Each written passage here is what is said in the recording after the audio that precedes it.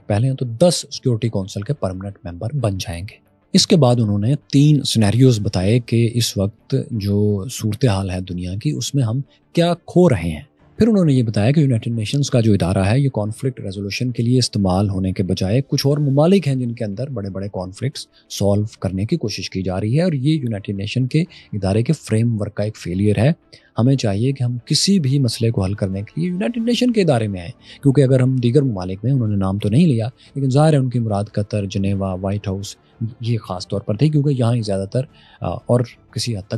तक टर्की भी, क्योंकि यूक्रेन के मसले के हल के लिए वहाँ भी कुछ मीटिंग्स हुई। तो उनका कहना यह था कि हमें किसी मुल्क में जाने के बजाय यूनाइटेड नेशंस के इदारे में आना चाहिए, यहाँ आके कॉन्फ्लिक्ट रेजोल्यूशन पर बहस करनी चाहिए, कॉन्फ्लिक्ट्स पर बात होनी चाहिए, क्योंकि यही बेहतरीन प्लेटफॉर्म है और उसके पास वो सारे टूल्स हैं जिनसे किसी भी मसले को, इंटरनेशनल मसले को हल किया जा सकता है। उन्होंने नाम लिया कि सूडान में, हेटी में, यूक्रेन में और गजा में जो प्रॉब्लम है, उन्होंने बड़ा जोर देकर कहा कि रशिया को कोई हक नहीं है कि वो यूक्रेन पर हमला करे, उसकी सॉवरेनिटी वायलेट करे, इंटरनेशनल लॉ को तोड़े। इसी तरह उन्होंने जोर देकर कहा कि इसराइल को भी कोई हक नहीं है कि वो गजा में ह्यूमन राइट्स को वायलेट करे, इंटरनेशनल लॉ को वायलेट करे,